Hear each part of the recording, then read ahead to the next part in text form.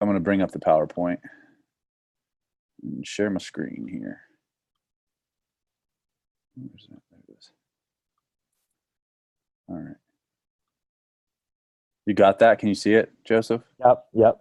Okay, cool. All right.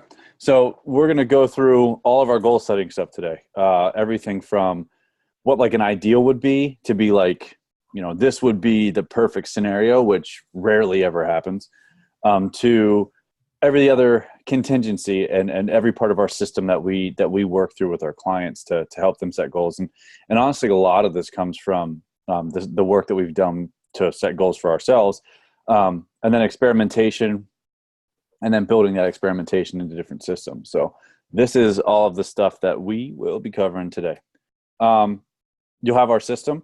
We're going to work on skills and tactics. And then at the end of every other lesson, I'm going to give you workshops for you to go work on and get to work on this in the meantime. So I think just to preface goal setting, a lot of folks say, that you got to do something that's going to make you uncomfortable and like set goals that make you reach and stretch. And I think to a certain degree that's true.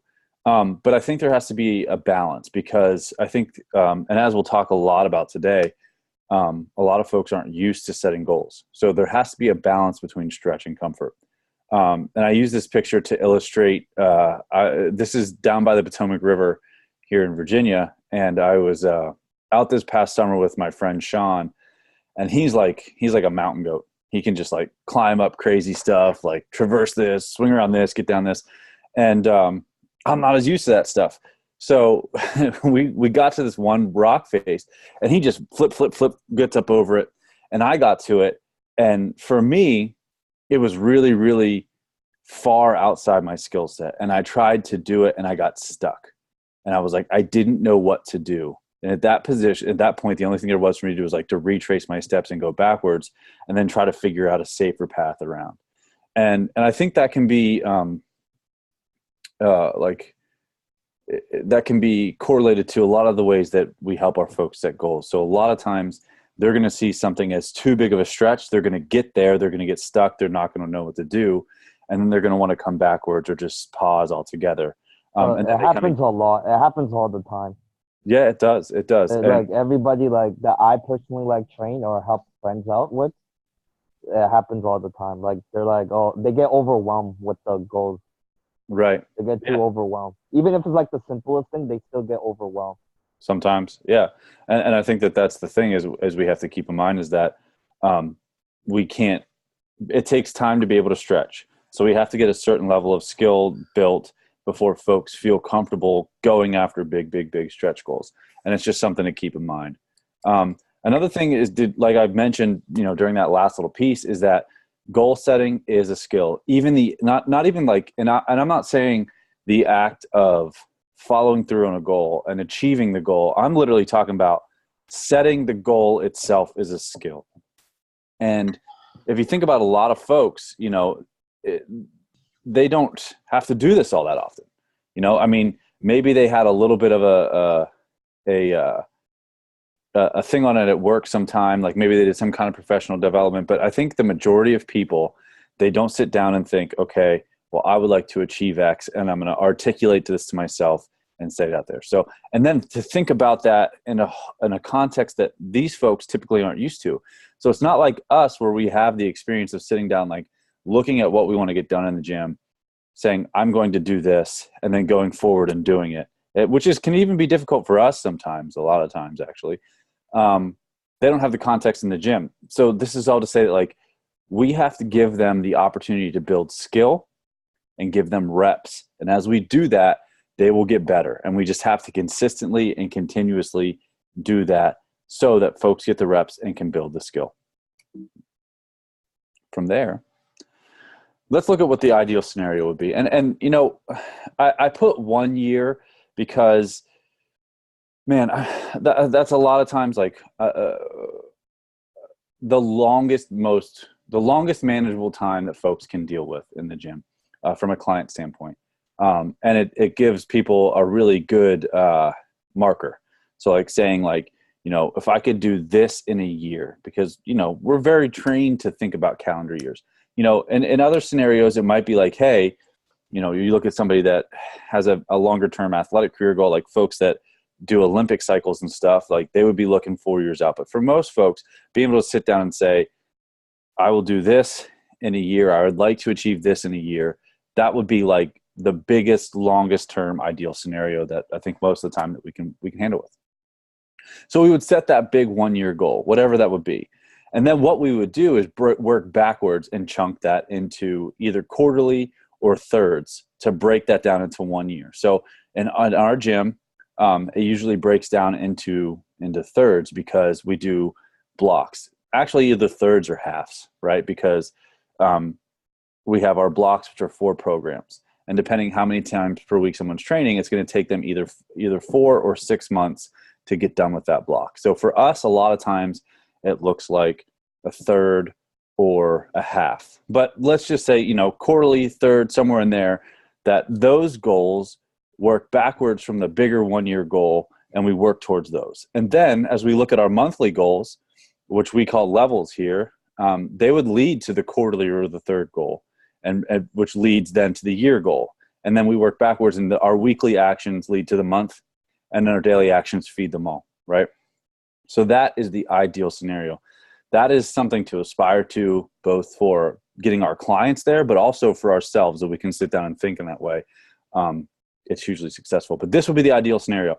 And I'm saying this because we want to try to get there with people, but this often doesn't happen. Most of the time, this isn't the scenario that we're dealing with.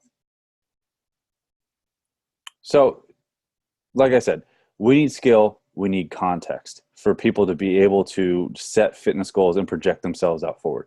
So we have to start to work on building that skill as early and as often as we can. So here's what we do. We want to limit the amount of skill and the amount of skill it takes to deal with complexity. So we want to shrink the time frame to the smallest unit that we can work with. So what would that actually be? If you really want to look at it, it would be the individual sections of the training session, right? So having a goal for, let's say, just the strength portion of a training session, right? That's what the focus is for the day. Or we could have a goal for the entire training session. These are the 2 smallest units that we can really deal with for helping people set goals. And we want to do this as early and as often as we can when we start working with people. So like when we have folks come to our gym, we start with gabbing as soon as we can. So, you know, they come in for their personal orientation session with us. Then that next time they come in, you know, after the personal orientation session, they'll have a program. Then after they get that first program session done, you know, so they start to acclimate to what it is and like kind of get their bearings. As soon as they have their bearings, we start doing this. And this is something that we've adopted from motivational interviewing. So in motivational interviewing, they use it in a slightly different context. So they use it in a very clinical sense. So it talks about like having maybe a nutrition consultation with someone. And then at the end of that consultation, you would set a goal to build a habit or whatever between this time, this meeting, and then the next time they meet. So they set some kind of action plan. Well, the way that we developed this was, you know, we needed a way to give our clients more direction with their training session. And at the time, I was kind of thinking about that as we were reading motivational interviewing and nutrition and fitness as a staff.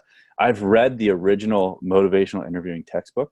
I would not recommend that because it is a dense son of a bitch, and it's a lot of. But I think motivational interviewing and nutrition and fitness is a really good book to read for anybody that wants to coach. So we're reading that, and we're like, you know what? We need to give our clients more direction. They're going to be more successful if they can come in, have a more distinct focus, and then move through their training session. So I was like, well, what if we took that gab session and we put it at the beginning of this session rather than at the end? So I started playing with that for a couple of weeks. And then we took it to the staff, and then the staff started playing with it for a couple of weeks with clients. And then we came back and we settled on a process for doing this. So at the beginning of each training session, we sit down and we ask them the questions. Let me make sure I don't want to say anything here. So let's take a step back. So this is really how we start to build the skill, because we're looking at the shortest time frame that we can. right? Because we limit the amount of complexity. The longer amount of time that someone has to deal with, the more complex it is, the more potential variables could pop up or we have to solve problems with. This takes all of that away. We have one simple time frame, one simple action that a person can sit there and say, I'd like to do this. Here's how confident I am and I can do this. And here's what could get in the way. And the thing for us too, as coaches, not just, for the clients and them building their skill, but for us, it's like they tell us exactly what they want at that session and exactly how they want to be coached. So it lets us know how we need to approach them and what we need to do to help them be successful that day. So it's like, here's what we do. We have a person come in and we look at their program with them. And part of looking at that program is looking at, like, at the top of our program sheets, folks' goals are listed. Whether that's their level goals or whether it's just, if they're new, they just have one goal. We look at their goals. We talk to them about what's going on in that program that day. They're squatting, they're deadlifting, they're throwing something, they're jumping. And we ask them about, hey, is there something on here you'd like to focus on for the day? A lot of folks get really excited about deadlifting. It's just one of those things. It's been around for 10 years now. Like, everybody just gets pumped about deadlifting all the time. So let's say that somebody says, hey, look, my biggest focus is getting stronger right now, and I really want to work on my deadlift today. Great. What would you like to do with your deadlift today? Is it like a form thing, or is it like, you want to use more weight? Well, last week, I didn't feel totally solid with my back, and I'd really like to focus on that today. I was like, oh, all right, great. So what is it about your back? Well, I didn't feel tight enough. Okay. So how confident do you feel like we can figure that out today? Well, and then they would give you an integer, right? So that integer would be somewhere from 1 to 10. But if you get a 7 or less, that's probably not really a good goal for the day, because they don't actually feel confident in that. So we're looking for an 8 to 10, somewhere in there. So let's say they say, I feel pretty good. I feel like a 9. Like, I feel like as long as I get coached, I'll be able to do it.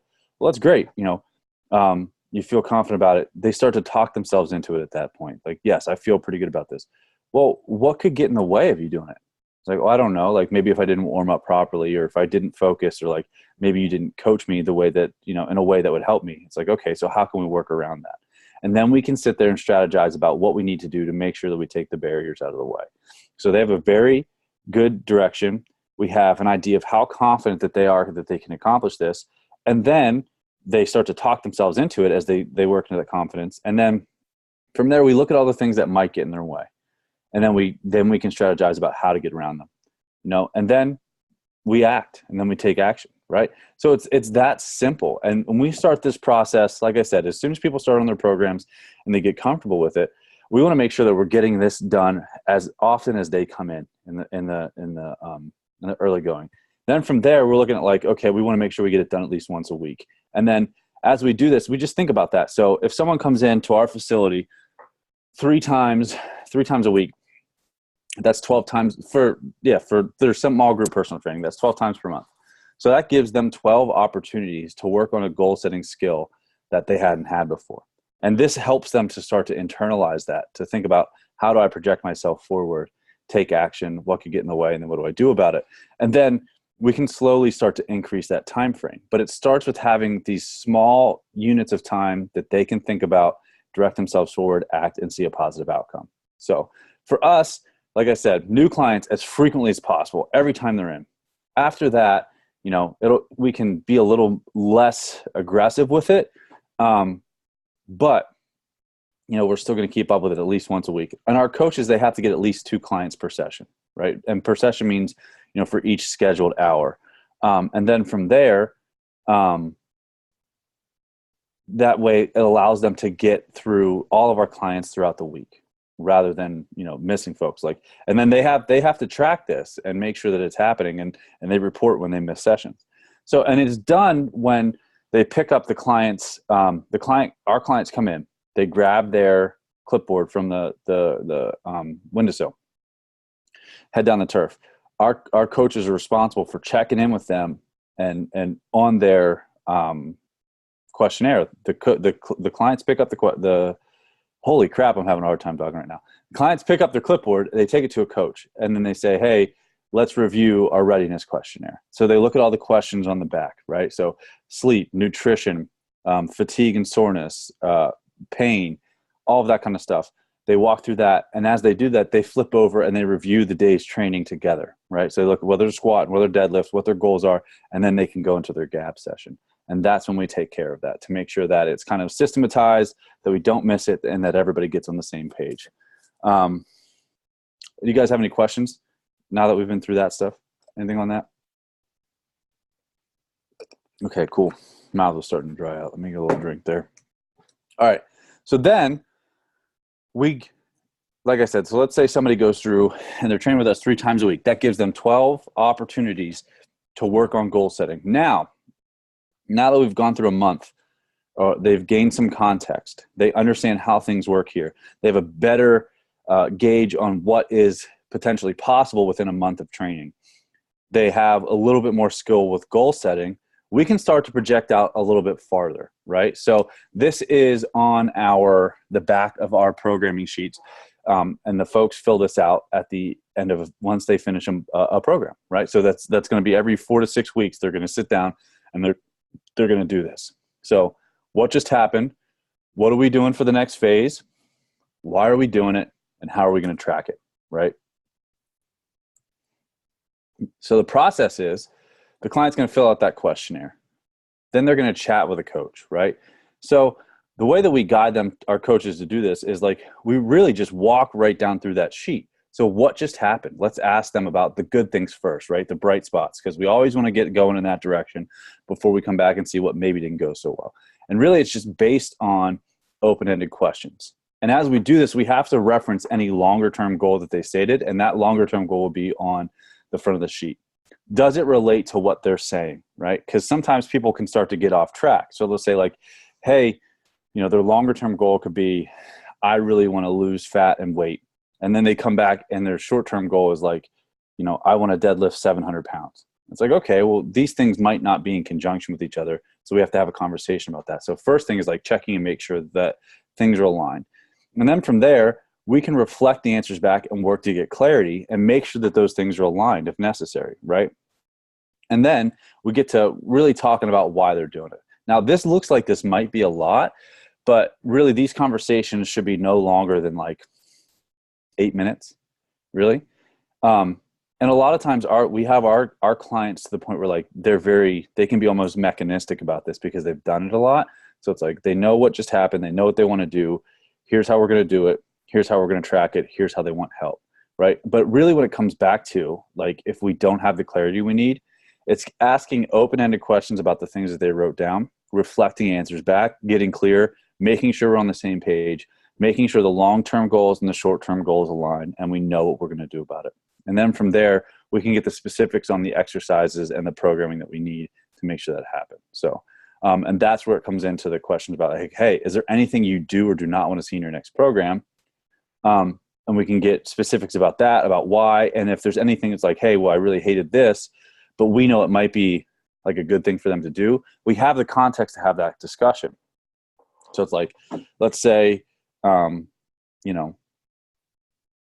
somebody didn't like a certain deadlift variation, right? But we have our strength standard. It's like, well, kind of this is how it works to get from this variation to the next variation. But if we hammer this program, we're going to be better off to set you up to go to the next variation. Does that make sense? And then they can kind of accept it. They understand the why, and we can move forward. But without gaining all of that context first, it's kind of tough to have that discussion and really be able to not necessarily handle objections, but be able to give them the information they need so they can be like, oh, okay, I understand that, and I'm willing to do this. Or if there's something that just really, really doesn't fit for them, we can make a change about it. And then as we go through this whole process of asking open-ended questions, getting clear on the things that they wrote down, reflecting your answers back to get more clarity if we need to. If we need them to write again, we will. Because the thing is like writing helps things stick for people. It takes things out of their head and it makes it more real. And it also helps them think and gain more clarity. So as we work through this process, if we need them to write again, we'll have them go back and kind of edit some of their writing and write back down, because not only does it help them get clear, but now we have a better record of what it is that we're trying to do. And we can work off that as we start to write the programs. Because what happens is, as our coaches finish this conversation, they take a picture of the front of the program, of the back of the program, the front of the program, and the back of the program, and then they send that to us, right? They send it to our text thread so we know what we're doing from a programming standpoint. And as they do that, they send in their additional notes based on what happened in the conversation. Okay. So we want to get that as clear as possible and onto paper so we all have an understanding of it. But we also want the client to really think through what they're doing and knowing why. So what's the result? They get everything that they say, they feel understood and heard because it's going to be reflected in their program, and they have direction for themselves for the next 4 to 6 weeks. They have an idea of what they're coming to the gym for. Now, we all have the same expectations. We can stay on the same goal, and we've built even further goal setting skill because we've projected even farther out. So, up to this point, we've been working with a day or a week. Now we're looking at a whole training program, and we can build a skill to be able to project out farther. Does that raise any questions for you guys? I have a question. Mm-hmm. What if you do all of that? Because I work with some few people. Their like mindset is still stuck on like the end goal. Like that's all they think about. It's like, let's say they want to lose fat, right? And that's their end goal. Even if you break it down, towards them, they still think about the end goal. Like they're obsessed with that end goal they have in mind. So how do you get them to get out of that mindset? I don't know if I totally understand the question. So what do you mean by break it down for them? Like let's say some like their end goal is fat loss, right? Mm-hmm. And and let's say they want to lose fat in like 3 months or so, right? Okay. But that's all they think about. It's like fat loss, fat loss. That's the end. Like instead of like breaking down the goal, taking smaller steps, changing their behavior. So are you talking about how do you help them? How do we help them break down the action steps? Yeah, like but the thing is that even if you do that, they still think about like they're still obsessed with that end goal though. Well, I mean, I don't necessarily know that there's something wrong with someone like really having a strong goal that they want to achieve. It's like driving them though. Like it's like making them really super obsessive. I Like mean, and go ahead. like let's say fat loss is their goal, Right. and they just can't stop thinking about it no matter what they do. Yeah. I mean, so listen, I think the biggest thing is like sometimes folks have to go and do stuff and they start to learn from that aspect of things. So like, for example, like, say someone wants to try some kind of crazy ass diet. Sometimes the best thing that you can do is let them try that crazy ass diet and be like, okay, so what did you learn? How did you feel about that? Did it work? And really start to put some context around it. And I think sometimes it's the same thing with this is like, hey, sometimes people are going to hyper focus. They're going to do things like that. And then we just have to be there to be like, okay, so what did we learn about that? Like, and people have to go through that phase sometimes before they're ready to come back and be broken down and look at the different aspects of what might play into taking the actions to get there.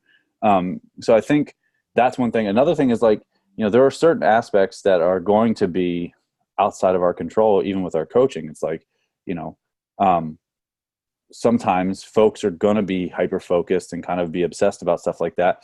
And there's not much we can do about it. All we can really do is be there to ask questions and be supportive and be like, okay, so,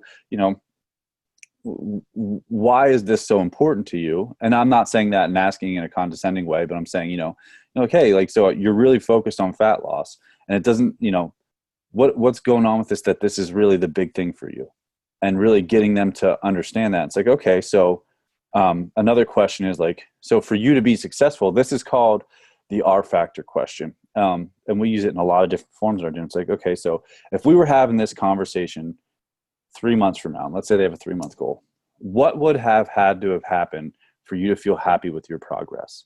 And then from there, they can kind of lay out a vision. It's like, okay, so what are the things do you think we could do to kind of make that happen. Okay. Then we can start to build out a list together, and we're going to work on some of that stuff later. And then we can talk about what might be the best way to go about that. And we get their buy-in and we talk about the strategy. But I mean, I think if a lot of times if folks aren't willing to listen and willing to do that kind of stuff, there's not much you can do about it. I mean, I think it's really just getting people to feel heard and understood. And then you can start to have a conversation, and you can meet them where they're at. And there's going to be certain things that they're ready and willing to do. And there's going to be things that they're not ready and willing to do. And if they're not ready and willing to like break their mindset in some way, you know, they're not going to do it. I mean, the thing is though, is I don't think there's anything wrong with somebody having a very specific goal that they want to work towards. I just think, you know, we have to be there to help them gain context around that goal and ask questions and listen and let them feel heard, so they might actually take some strategy and apply it. Does that answer your question? Yeah, because my concern is like, because I've seen like I work with people that like fell into that trap where they're like all they think about is that certain goal like all the time. It's like affecting their life, you know? Yeah, and I mean, you know, stuff like that, that's a job for a counselor, you know, and if it's somebody's hyper obsessive with something, it's like, that's not in our wheelhouse, you know. I think it's just like, the only thing that we can do there is be like, is this really negatively affecting their life, or are they hyper focused on something that's meaningful to them? Which is like, that's a tough cookie to crack. And the thing is, the only thing we can do is be like, hey, you know, if there is something wrong, which I'm not saying there is anything wrong, be there and be like, hey, you know, like, seems like this is becoming an issue. Like, have you ever talked to anybody about some of this stuff? And that's one place that we can be supportive for folks. But, you know, I don't know that like having a hyper focused goal and really making decisions and sacrifices about doing stuff to achieve that goal is necessarily a bad thing. It's just what's going to happen on the other side of that goal. And I think that's really getting people to think like, okay, so what happens when you achieve that goal? And then where do we go from there? And really starting to think about that and having people think about projecting themselves farther down the road is the way to go. Because that's, I mean, sometimes, a lot of times when people hit that goal and then they stop, or, you know, it doesn't necessarily make them feel the way that they thought they were going to feel. And then that's when it becomes an issue. So like normalizing things like, hey, you know, normalizing things like your feelings might not be what you think they are when you get there. And so I think one of the things that's important is to think about, okay, so this is important to you. Why? And then how do we keep that momentum going if you get to that goal? And I think those are the important conversations to have. Does that make sense? Yeah. Okay, cool. So then we have our longer term goals, and this is the end of block meeting. Okay. So these are the ways that we gathered the information.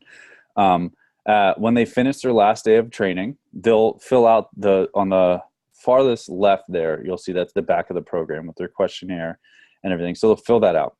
They also get an email from me with our end of block form on it. Now I'm going to preface all this by saying that we are just in the process of updating this form. So we're going to have a new form soon that will look different than this. We worked on asking better questions. But this is what we have for right now. And as soon as we have a better form, I'll show you guys what that is. So, but this is how we gather that information. So we look back at what just happened. We have them evaluate it for themselves. They go through, they look and evaluate what just happened. They write out what they want to happen for the next 4 programs. And then we break that down, and then we have a conversation about it. Okay. So, here's the form. So really we're looking at, is there a long-term goal? Is there something that we're working towards that's out in the future? And it's okay if there isn't. So that would be like a year or so out. And then we're starting to get them to think about the process of like, all right, I'm going to project myself that far forward. All right, so how does that break down into something that would happen within the next 4 months? Are there next 4 programs? What would happen that would move us closer to that? Okay, great. So we have that. So what would each program look like, or what would each phase look like for us leading up to that ideal situation over the next 4 programs that would play forward into the year-long goal? Great. So how do we help you? And then what are the other questions and feedback? All right. So this is what guides the conversation. So they're going to fill this out before they come into the conversation. So how I start that conversation, it's like, look, hey, awesome. I really appreciate you filling this out. I've read all this, but I really want you to walk me through it. I want to hear your thoughts. Like reading it is one thing, but I want you to talk me through it. So that's how I start that conversation. And then I listen, right? So if there are very easy, distinct things that we can work on, we walk right through those. But a lot of times we go into the where am I at wheel, right? Because a lot of what they're talking about, we're going to need to take a more of a holistic approach to make sure that they're taking in account all of the things we have. So this, I'll go to the criteria. So this came about from us thinking about, we didn't have the best system for helping folks figure out where they currently were in their whole training, lifestyle, all of that kind of process. So we sat down and we thought about like, hey, who are our most successful clients that have made a transformation, and not only made the transformation, but maintained it successfully over a period of time. And we looked at all the things that they were doing, and it's like, oh, well, here are the things that contribute to that. They were committing to something that was purposeful, that whole why thing that we just talked about, and having something to examine that would take them to their goals and beyond.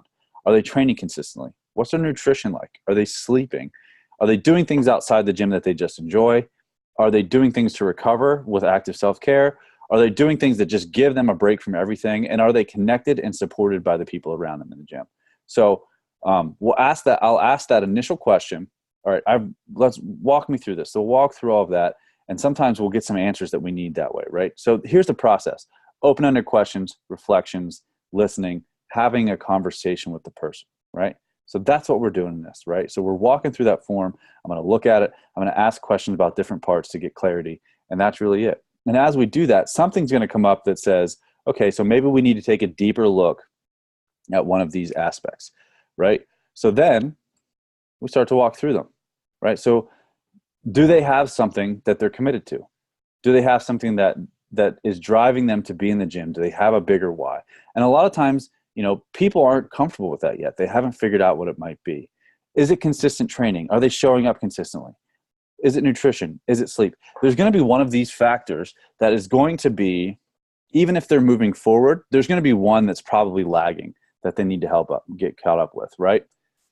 Are they doing things outside the gym that they enjoy? Are they recovering? Are they creating mental space? Do they have the connection or support? Are all of these things kind of in balance? And how do we figure that out? Well, we have them rate themselves, right? So we go through a self-rating system, and it's just from 1 to 5. And then we give them a shape. And this shape helps them to have a very distinct illustration of what's going on and seeing where they're out of balance. So it's like this person, I honestly don't remember who this was, super consistent with their training, knew why they were doing, felt very connected to people at the gym and outside of it. But they weren't so active outside the gym, and this is during the second one. Their nutrition wasn't as good as it could be. They weren't doing the active self-care. But if you look at it in general, they made mostly great improvements across the board from January to July, which is awesome. So then we can sit down and evaluate and say, okay, here's what do you want to do with your training program? Okay, so let's go back and look at that, right? So this is the same person. So what do you want to do with your training program? They want to hit the push-up standard so they can bench press. They want to be able to deadlift and squat 225. They want to pass the row standard. They want to squat and deadlift 275. They want to squat and deadlift 290, right? So everything's based on strength. They've been committed. They've been getting there. There were certain times where they was sick, and they couldn't make it, but everything else is pretty good.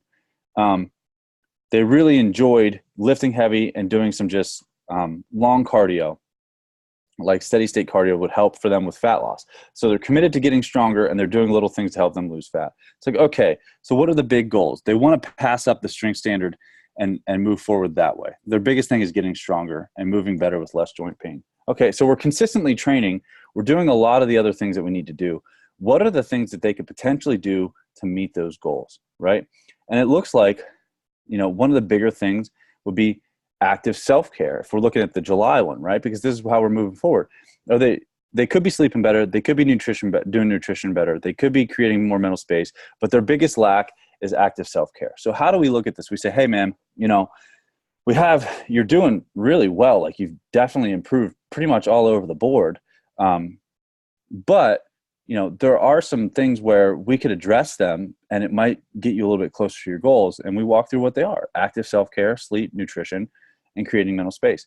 And as we look at that, it's like, hey, are there any that like overall interest you that you would like to talk about or maybe develop a strategy for?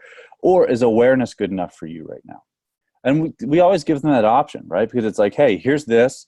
Is there anything you want to do about it? Here are the things. Is there one of them that is more appealing to you that you'd like, hey, I really would like to attack this one, or this one's a low-hanging fruit for me that I would like to go after right now? But I think the biggest thing is, like, for some folks, it's just about awareness and they really don't want to do anything about it right now. And we have to be okay with that.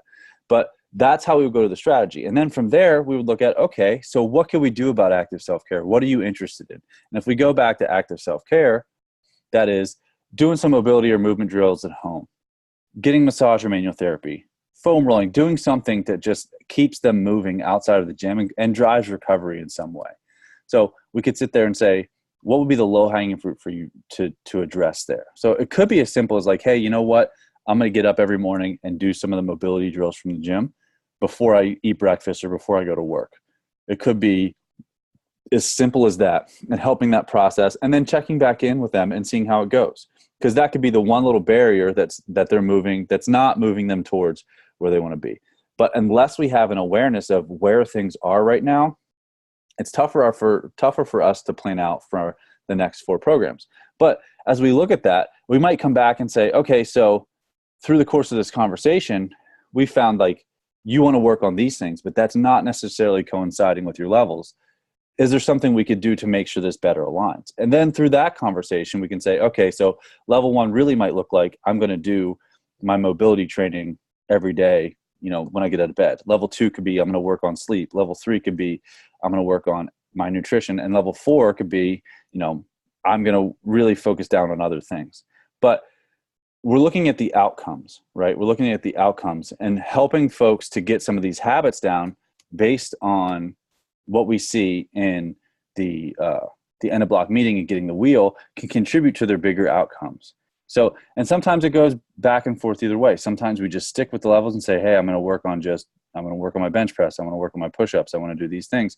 But really giving people this awareness allows them to either like, hey, I'm going to turn this into what I want to do with my levels, or I have things to work on while I'm not at the gym. And really that's how we handle that conversation. So, this is what we talked about, kind of like that R factor question. What will you have done during the past 4 programs that if you're looking back, you just got through your past 4 programs, what will you have done to know that you've made the progress you want to make? How would things look different? How would things feel different? What value would this bring to your life? And that's the so that question, so people can get in tune with their why. And as we look at these as we look at what they write out on their program, on their end of block meeting form, we can get in tune with that. A lot of times when folks fill out their magic wand, we want to expand on that with them, right? We want to look at it and say, hey, talk to me about why this is meaningful to you. What will have happened? What will you have done? How will things be different? Because it's like you're writing out, hey, I have less joint pain. I'll deadlift and squat my body weight or close to it. What does that mean? And as we get deeper into that question, we can expand on that. We can get more clarity, and we can also help them talk themselves into it a little bit more. So some of the tools, some of it's just notes, really. I mean, I use the notes and I just write down the whole time. I'm thinking about what they're saying, what can we extrapolate on, and write that down. Another thing is like we look at heaven and hell, right? So we'll have folks think about, okay, so we need things that drive us to avoid negative and move towards positive. The thing is just like evolution has wired us to avoid negative circumstances and negative emotion way more than it has us seeking positive. So we kind of need both. It's like, so, okay, so what if we didn't do all these things? What if we didn't get towards the magic wand? What are all the things that would be worse? And think about that in like more than one scenario. So what if you didn't take care of your nutrition? What if you didn't start taking care of your sleep? How would life look and feel? And really getting real about that and having them write it out. So we have it write out, and we also have a conversation. It depends on the circumstances. And so when we can get a really clear picture of like, man, this is how life could be worse. It's like, all right, so we have what we had, right? Like we have the very positive thing that we wanted to move towards. Now we have this. Now, sometimes it's easier for them to come back and think about how they would act to move away from that negative thing. And it creates motivational tension, which is something positive for people. We need that. So we need something to approach and we need something to avoid. And sometimes really thinking about that thing to avoid helps us a ton, right? So this will just be a further illustration. So let's say we're stuck somewhere in the conversation, right? We're looking at the levels, or we're looking at their vision for the next 4 months or for the year. We can sit down and use something like this and say, okay, well, let's say the worst case scenario happens. What does that look like? And we can start to ask open-ended questions about that, have them do a little writing and get there. Okay, so what would the best case scenario? If you were having this conversation 4 months from now, what will have had to have happened for you to be happy with your progress? All right, we can write that out. But sometimes we need those two opposing poles to be able to help people illustrate it. Then, if we get through that, we need action steps. And we can think about, so let's say, somebody we'll go back to the active self-care. They want to improve their active self-care outside the gym. They think it's going to make them feel better. They think if their joints feel better, it's going to help them deadlift more. They deadlift more, they're going to get stronger, they're going to feel better. That's their course, right?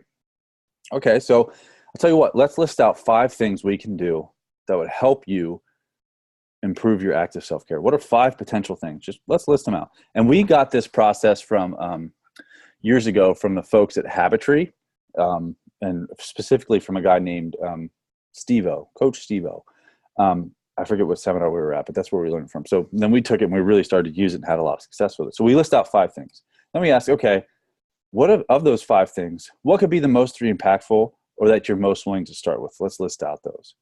And then of those 3, which one do you think you want to start with right now? And then we set that up and we get a plan going for that, okay? And that could be part of one of their levels. It could support one of their levels, either or, right? And then the thing that we note is like, hey, just because we're starting here doesn't mean all these other things go away. Now we have a plan to go back to because we have all these things listed out of what the next action item might be for them. Okay. So we use this. Let's say we get the vision crafted out like we were talking about in the last few things. We start to list these out. What could the action items be? Okay, here they are. This is where we're going to start. Okay. So at the end result, what's happened? The client has awareness of where they are and where they're going in their transformation. We have where we are. Now we've directed ourselves forward. We have at least the beginnings of direction. Now, I will say sometimes we walk out of these meetings and it's like, you know what? I'm still not ready to project myself forward that far into the future. And obviously don't say it that way, but they're like, they can't think past the first month or 2. And that's totally okay. So we start with what we have. And then we have 4 more opportunities to be like, to check in and say, okay, have things changed? Where are we going now? What would you like to focus on? We have action steps. So we're looking at our levels or those action steps that we've talked about from using the Where Am I At wheel, 5-3 first, all of that kind of stuff. And through this process, just like during our end of phase chats, the client feels heard and understood because everything that we're going to do is going to be reflected in their programming and how we coach them because all of this stuff is going to get listed on the top of their program, their big goal, the levels leading towards that goal. It's going to go on top of there. And we're going to note it. We're going to communicate about it as a staff, and we're going to make sure that it's reflected in their program and we draw it to their attention as we're coaching them on the floor and potentially off the floor for having other meetings. Okay? So, any questions before we do this? Is everything clear on the end of block meetings? Feel pretty good about that? Okay. So we used to do the whole SMART goal thing, and then we read Your Best Year Ever by a guy named Michael Hyatt. And we just liked his how he sets goals better, the way that he sets up folks to articulate a goal. So that's how we started writing them. So we think it really covers all the bases of goal setting. So how does it look? SMARTER stands for specific, measurable, actionable, risky, time-keyed, exciting, and relevant. And so in Michael Hyatt's world, and mostly in ours, these are the things that say, oh man, this is a goal that's worth writing and going after because it covers all of these bases, right? So here's an example. By August 31st, 2019, I will have successfully eaten 1 palm's worth of protein at every meal so that I can instill the habit of eating enough protein. This will help my health and my body composition so that I look better and feel better about myself. It covers all the things. It's specific. You're going to eat 1 palm's worth of protein at every meal, right? Until measurable, pretty easy to measure. You either did eat 1 palm or you didn't. It's actionable. You know what you have to do. You're going to eat 1 palm of protein at every meal. It's risky. I mean, that's not an easy thing to do, right? So like there's the chance that this is a stretch goal for somebody. This is a difficult thing to do. Now, this is where we have to consider like stretch versus comfort. If it's too big of a stretch and there's no, like, we have to feel as though we could potentially be successful. There has to be that 50-50 kind of feeling, 50-50, 60-40. And if we're not there, it's going to be demotivating for us. So we have to feel as though there is some level of success, level of potential success. So we have to really get real with people on that. And maybe we need to start with a lesser goal if not. But for a lot of time, this would be a risky goal for folks that are trying to build this habit. It's time keyed. We're doing it at every meal until August 31st, 2019. It's exciting. I mean, for this person, yeah, like getting their nutrition aligned so they feel better about themselves and what they're doing is huge. And then it's relevant to where they're going. Why are they working on this? They're working on their nutrition so that they can improve whatever aspect of their transformation process that they're working on. So really, it's just about articulating in a way that covers all of these bases with the smarter goals. And that way, it's like you're not having this ambiguous thing, right? We want to be able to know what we're doing, when we're doing it, and how we need to act. Because unless we have all of those things designated and we don't necessarily know how to act, it's going to be demotivating to us because we don't have direction. We need expectations to have that feeling of competence and direction. So, getting it done. Let's say we have a goal. We have to think about all of these things when we are working on it. So this is especially true for folks that might be doing something outside the gym that we're helping them set up a goal for, right? So schedule. We need to know when we're going to do the task that contribute to the goal or when will the goal be completed. We need to know what we need to do to get that done. So what we're looking at is like, all right, so when are we going to do that task? Okay, so what might we need to get that done? Okay, so for example, let's break down that protein goal. We know when we're going to do it. We're going to do it at every meal until August 31st, 2019, which is already passed, obviously. But all right, so what might we need to get that done? Well, we're going to need reminders, right? So we might need some kind of reminder on the fridge. We might need the reminder of our pocket portion guide that we give to our clients.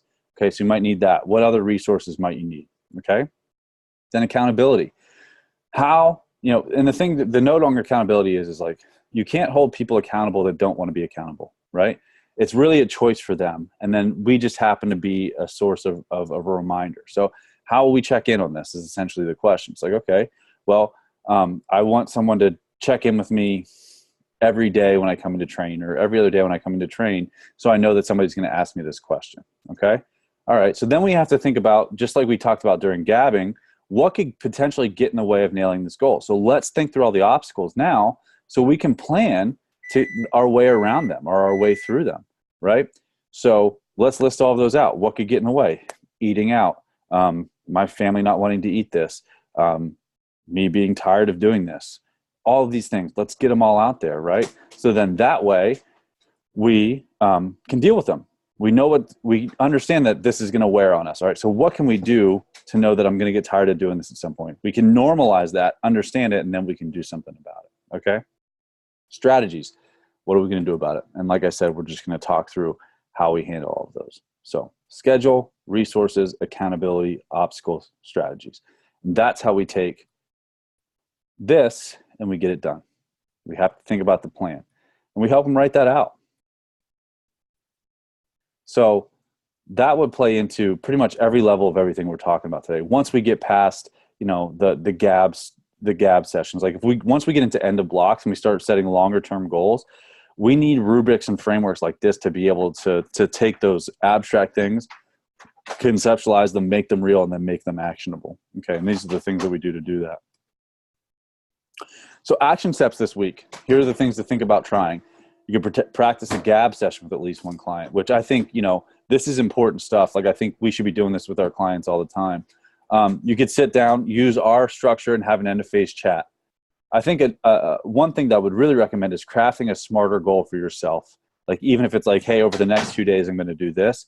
writing it out in the way that in that framework gets you the practice to understand it.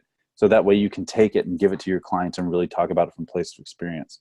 And then once you do that, help a client craft a smarter goal. And then think about your bigger structure of how you're guiding your clients. Like we just talked about, we have our super short-term gab. We have our end of phase chats. We have our end of block chats. And then work into the shorter to long-term framework. Think about how could you set something up based on what you're doing now that will be similar to help your clients move forward and follow up on their goals. Okay. So that is it for the PowerPoint. Is there anything else you guys want to talk about or any other questions you have based on what we covered today or even last week? Anything's fair game.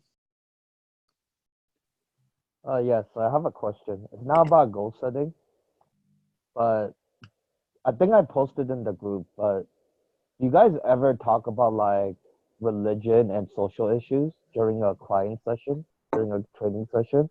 Or where do you draw the line as a fitness professional? Not really. Not I to mean, talk about. it depends on the client. I think if there's a client that you have that kind of relationship with and you can both handle that in an adult way and kind of know where each other are coming from, like that's fine. We typically avoid them. It's like, because I think a lot of times, listen, I think people should be able to have those conversations and be civil about them. And that's how we sort things out. But I think a lot of times on the training floor, it's just a distraction, so, it's not something that our folks try to bring up a whole lot, but, if they do, we just kind of deflect the question and kind of move on to something else or, redirect it because it can be very distracting. So we don't have a lot of that going on in our gym at all.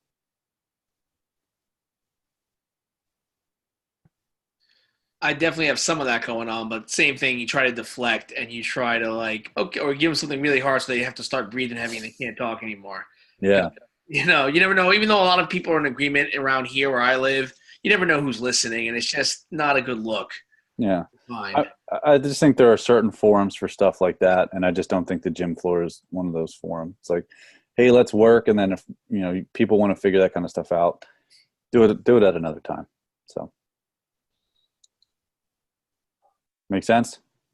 Yeah. Definitely agree. Cool. Todd, you were saying, I know on the thing you were talking about, like breaking it down, like ideally a year and then 3 months, stuff like that. Do you really have a lot of people that you go like, I got maybe an athlete go a year. For most people, like even going 3 months can get very intimidating for them. So like going, oh sure, like they're like, what? Yeah, do you mention that at all to them, or you don't even really talk about that unless you get the idea that they're the kind of person that can deal with that. We work on short term and build the skill first. And like I said, a lot of times it's rare that we're like, hey, here's this distinct 1 year thing out, and then we're going to work backwards. Most commonly, folks work through a block, and throughout working through that block, we work at a month at a time, and they start to project them forwards a little farther. And then we usually work block to block. And then a lot of times as our folks get into, I shouldn't say a lot of times, sometimes as our folks get into, around a year training with us or a little longer, we can start to think about, okay, here's what I'm going to do this year. And we do those things, but it takes some time. It's not super common. No. And that's why I'm saying like, this would be the ideal scenarios. We want this, but a lot of times, no, it doesn't happen that way. Right. Yeah. A month or two, I feel like is, especially in the beginning, is all people can. Exactly. They just need the context and they need the experience to really understand what's possible and what they can do. And then that's why it's so important to have a structure like this, because then it's like there's that constant reevaluation, there's that constant projecting forward, and they start to get used to it. They start to have the ability to do that in this setting, and then they can go forward and do it with longer time frames. But I think the structure is what really allows people to do it, because we're always talking about it.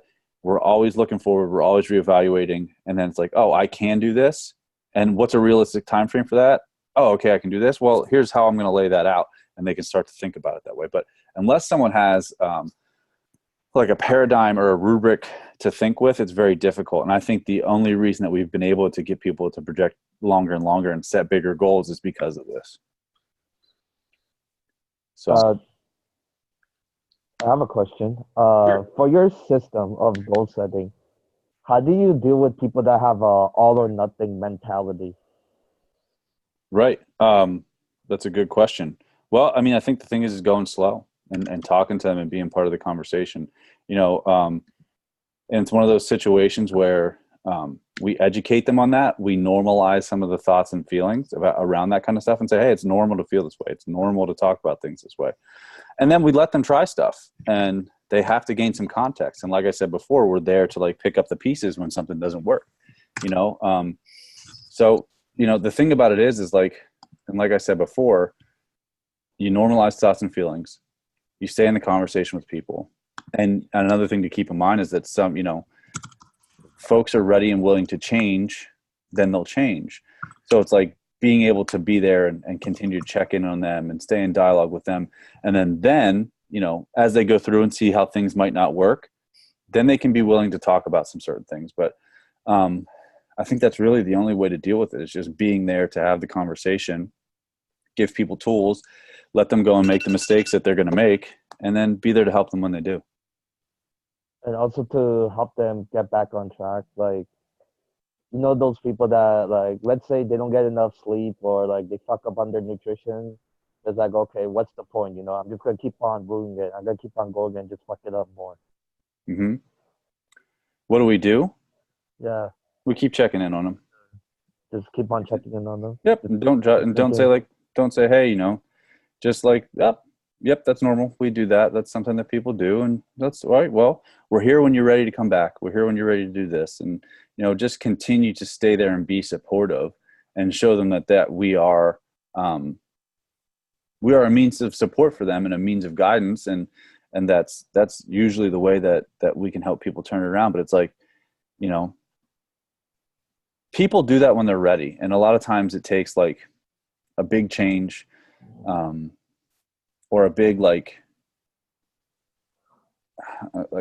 sometimes it takes a big failure for people to get to that point and just realize that isn't going to work, and that mindset isn't going to work. But it's like a slowly leading of like continually educating them on it's normal to think about and normal to have some of these thoughts. The second thing is like giving them positive information on how to, have mindset. Like one of the examples is the perfect equals failure lesson that we always put out in the first month of Strength Faction. So we educate people on that. Like, hey, let's work on making progress, because the reality is there's no such thing as perfect. And then as we continue to kind of show that we're there to support people, give them the means to educate themselves, help them with their mindset. And as they give them time, and then those things start to come around, and then they can start to change. But it's just the acceptance of them as who they are, and not trying to force them into a change or make too many recommendations, and just letting them try and actually asking them more questions, and then showing them that we're just here to be supportive. As they go through that process, then they start to realize when they're ready to make a change. Another thing we do is, if someone's really bad, we can recommend like, hey, maybe you should talk to somebody about this, because it seems to be affecting you in a lot of other different ways. So that's how we handle that kind of stuff. So don't be too accountable, right? Like, don't be like really too accountable. Let them make the change first before you. We can't help anybody. Like, you can only help people that want to be helped, and people change when they're ready and willing to change. And really the thing is just the biggest thing is being supportive and showing them that you're there and you're not going to judge them for the things that they do. We have clients that come back and forth from this all the time. It's just like every time they come in, we don't bring up that stuff, like, unless they really want to talk about it. When we have a conversation, we ask, like, we get back to like, hey, well, what is it that you want to do and why? And we show them that there's like, well, here's what could happen. What do you think about that? And what do you think about trying this? And let them make the decisions. But, they're going to do what they're ready and willing to do. So mostly we just like, hey, we make a place that people want to be. We're people that people want to be around. And that's one of the best things that can help folks with stuff like that. It's just like, these people are going to be here to show up. And like, if folks have that all or nothing mindset and they're not willing to break it, then there's not much you can do about that. They're going to have to fail enough times for them to realize that it doesn't work. And that's really it. That's all you can do, man. Does that make sense? Yeah. I think one of the things is like, if you haven't started working on motivational interviewing skills, like, it helps a ton. It helps a ton to really get people to talk themselves into positive change by like helping them illuminate their positive thoughts and the things that they want to do, and then helping them, like reflecting that back to them so they can hear it, and then working to use that to like help them set themselves direction, and they can talk themselves into the change. But just normalizing thoughts that most people like think are, that they think they're weird about. It's like, oh man, I hate this part of myself. I'm different than everybody else. It's like, well, I think it's pretty normal to have those thoughts. And when you can show that to people, they can start to relax. They start to accept themselves more. You show that you accept them no matter what. People have more fuel to change. So, Yeah. and just Obviously, consistently show, like checking in on people, you know, and like one of the things, like, you know, sometimes when people haven't shown up for a while, we just text them and we don't say, hey, where you been, or blah, blah, blah. So we just tell them that we miss them, and or we ask them that they're okay, if they're okay, or if there's anything, you know, stuff like that. It's just like the biggest thing is just being a decent human being. That's really it. we'll always meet them where they at and be empathetic, pretty much. Yeah, for the most part. I mean, empathy is a tough thing to do because empathy implies That's that right. you are feeling the same thing that they are, or you completely understand their situation. And so I don't like that word. I know a lot of people use that word, but I think the definition is like you have to feel what they're feeling. I think being open, being understanding, and being compassionate, and just that's really it. So does that make sense? Yeah. That's all we can do for people, and meet them where they're at and help them do what they're ready and willing to do, and show them that here are the options, and educate them like, hey, here are some things you could do. Does any of this sound good to you? Does this make sense?